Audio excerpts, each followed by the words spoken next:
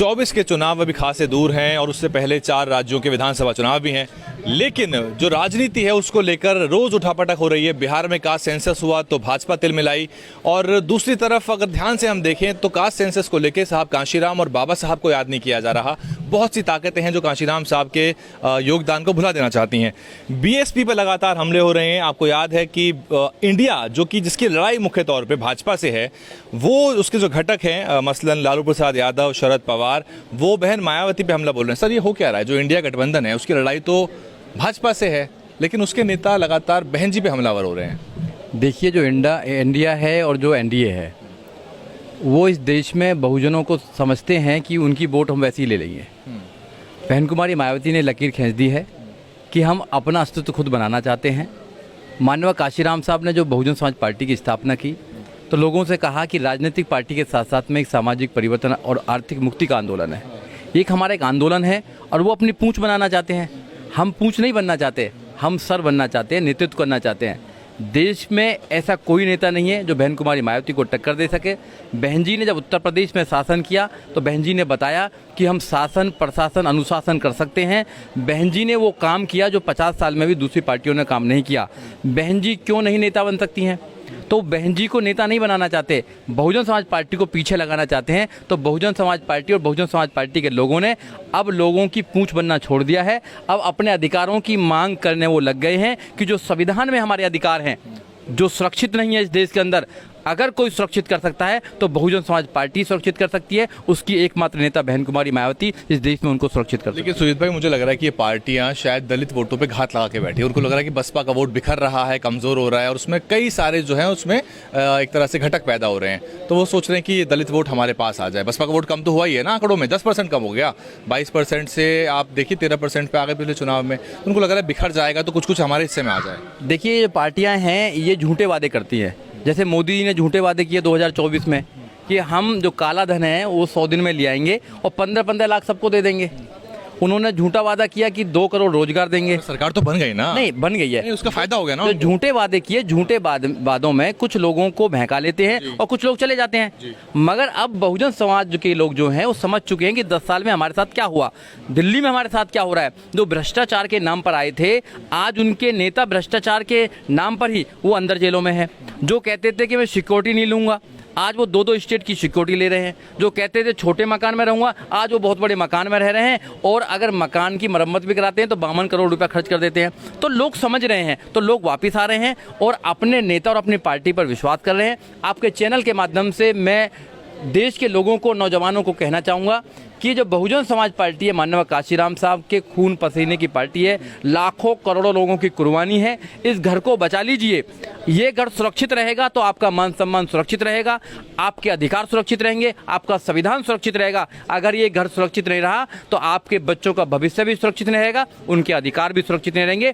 इसलिए जिम्मेदारी आपकी है। जो नौजवान घरों में हैं, जो लोग घरों पर हैं, जो पार्टी के सिर्फ पार्टी पर आरोप लगाने का काम कर रहे हैं, उनकी भी जिम्मेदारी है कि वो आएँ और लोगों को जागरूक करें, लोगों को बाबा साहब डॉक्टर अम्बेडकर के विषय में बताएं, लोगों को इनकी चालाकियों के बारे में बताएं कि आपके साथ में कैसी कैसी चालाकी की जा रही है, आपके अधिकारों को मारा जा रहा है, आपके संविधान को खत्म किया जा रहा है। जब तक लोगों को ये बात नहीं बताएंगे, लोग जागरूक नहीं होंगे। और जिस दिन लोग जागरूक हो गए उस दिन आपकी सरकार बन जाएगी, बहुजन समाज पार्टी की सरकार। पिछली बार गठबंधन के तहत चुनाव मैदान में थे, 24 की बात कर रहा हूं मैं, तो बसपा को 10 सांसद मिले। अब बिना गठबंधन के जाएंगे तो आपको लग नहीं रहा कि कुछ हाथ नहीं लग पाएगा? क्योंकि पहले ही वोट का प्रतिशत कम हुआ है, 13 हो गया है। अगर वो गलती से 10 के नीचे आ गया तो चिंता और बढ़ जाएगी। उससे पहले आप लेना तो हम बहुजन समाज पार्टी उत्तर प्रदेश में अकेली लड़ती थी, हमारे 19 सांसद रहे हैं, ऐसा नहीं है।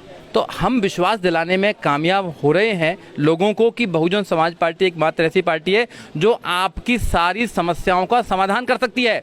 लोग इस बात को समझ रहे हैं। और अब की बार 2024 में देखना कि बहन जी ने जो निर्णय लिया है, बहन जी 50 साल आगे की सोचती हैं, ऐसी नहीं सोचती।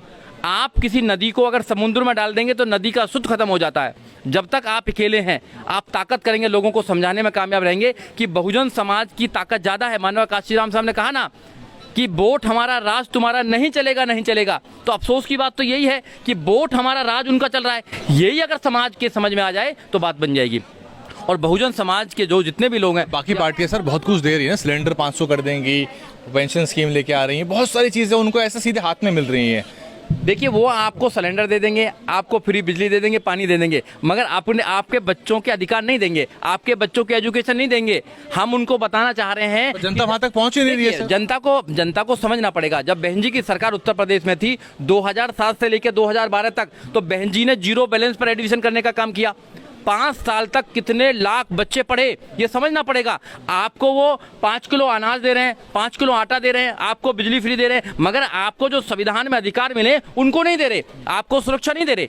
आज भी इस देश में मूंछों के नाम पर कत्ल किया जाता है, आज भी इस देश में घोड़ी पर नहीं चढ़ने दिया जाता है, आज भी बहन बेटियों के साथ अत्याचार होता है। इसकी बात तो कोई उठाता नहीं है, इसकी बात भी उठानी चाहिए ना।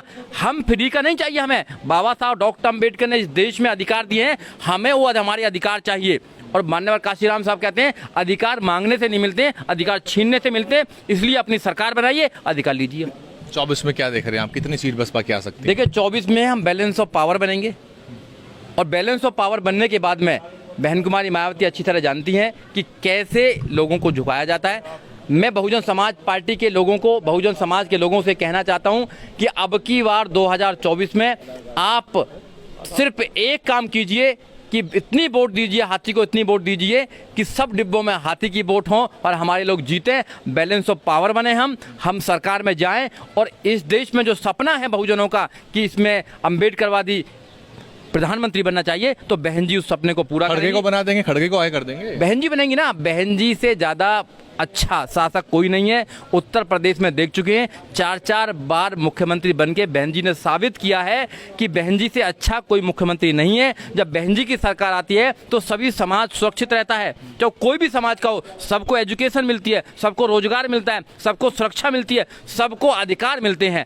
ऐसा कोई नेता पूरे देश में नहीं है, अगर कोई है तो बताइए। हम कब तक पूंछ बनते रहेंगे, कब तक हम लीड नहीं करेंगे? जनसंख्या हमारी ज़्यादा, वोट हमारे ज़्यादा, और हम दूसरों के पीछे लगे हुए हैं। तो यही समाज को समझना पड़ेगा, और जिस दिन समाज ये समझ गया उस दिन बात बन जाएगी। चुनावी राज्यों में चंद्रशेखर भी सक्रिय है, बहुत भीड़ आ रही कार्यक्रम में। देखिए चंद्रशेखर जी जो कर रहे हैं वो आपको पता ही है, 2-2 सीट के लिए मेन स्ट्रीम मीडिया पर रोते हैं, वो मांगने का काम करते हैं। बहुजन समाज पार्टी जो है वो देने का काम करती है। बहुजन समाज पार्टी आपको राजा बनाने की बात करती है, आपको मांगने की बात नहीं करती। कहाँ रो रहे हैं? तो अखिलेश के साथ बैठते हैं सर। देखिए कहीं भी बैठते हैं कोई बात नहीं, जितने भी चमचा हैं वो साथ में ही बैठते हैं जितने भी चमचे हैं वो साथ में ही बैठते हैं, कोई बहुत बड़ी बात नहीं है। साथ में बैठाते हैं, साथ में बैठा के बलि दी जाती है।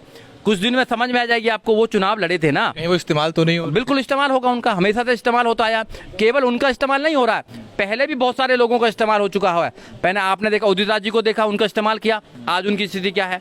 आपने देखा रामविलास पासवान जी को देखा, आज उनका बेटा जो है वो हनुमान बने बैठे हैं, आपने उनका भी देखा।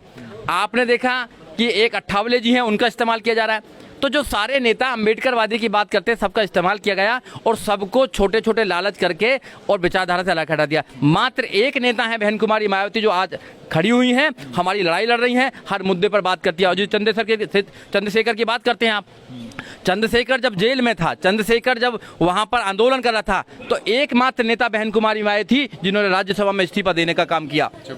दिया ना दिया? तो बताइए, जो नेता सब्बीरपुर के लिए अपना इस्तीफा दे सकता है राज्यसभा में, लोगों की लड़ाई लड़ सकता है, आप उनसे तुलना कर रहे हैं, ये तो गलत बात है। समाज समझ चुका है कि एक नेता जो है लोगों पर एफआईआर कराने का काम करता है, और एक नेता जो बहन कुमारी मायावती हैं वो लोगों को देश का राजा बनाना चाहती हैं। अंतर समाज को करना पड़ेगा, और समाज बखूबी अंतर कर रहा है। बहुत शुक्रिया सुजीत सम्राट जी, दिल्ली प्रदेश में प्रभारी के रूप में काम कर रहे हैं।